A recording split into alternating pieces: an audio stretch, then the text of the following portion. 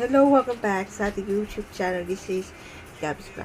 For today is Friday ay tungkol po sa Idol Kids Finals na but subscriber to our YouTube channel. Gusto mag likes, shares, comments, and views. Abutin na ang 500 if support natin sa ating social media ka. Ang ating latest vlog for today, 372, episode 372, entitled Idol Kids Finals na. Here's your vlog.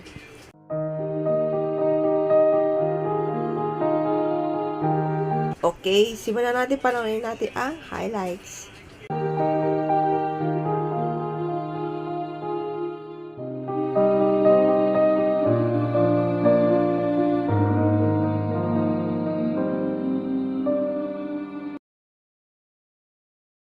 Ayan.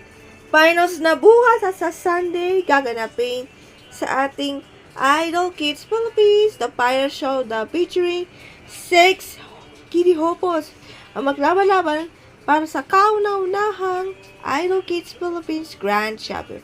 You are the 6 grand finalists are Alexa, MJ, Quail, Klein.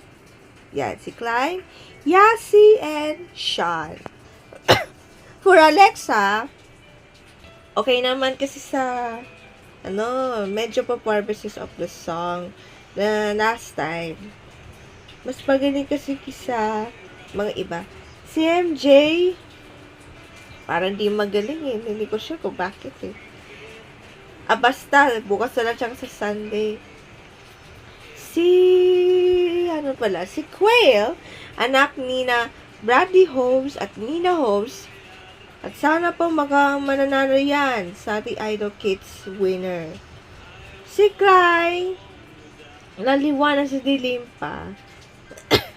That Klein na parang skateboarding player siya at parang gusto ko maging delivery rider. Galing mo sa liwanag sa dilim, Pablo of SB90. While Yasi, or full name Yasi, is all about inner strength of the Casey Tandinian style. Yes. The Casey Tandinian style po. At si Sean, last time di pa pangarap noong nasa mid-rounds. At yun, mas magaling yung mga hook balls na naka-high notes na pang lalaki. And, good luck para sa final showdown bukas at sa Sunday. Bukas, 6 na grand finalists para sa ating Greatest Priest song. While on Sunday, 3 na lang natitira. Round 1, Journey song at ang round 2, original composition song.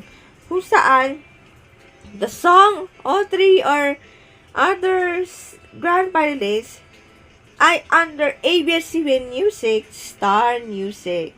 Yan ay original composition songs. Yes, original songs yan. Parang seasons 1 and 2. Yan. Good luck, kids! Hanggang sa Sunday.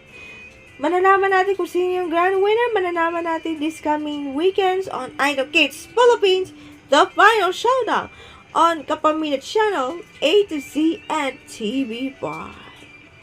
That's it for our latest vlog. See you on Sunday. Bye. God bless.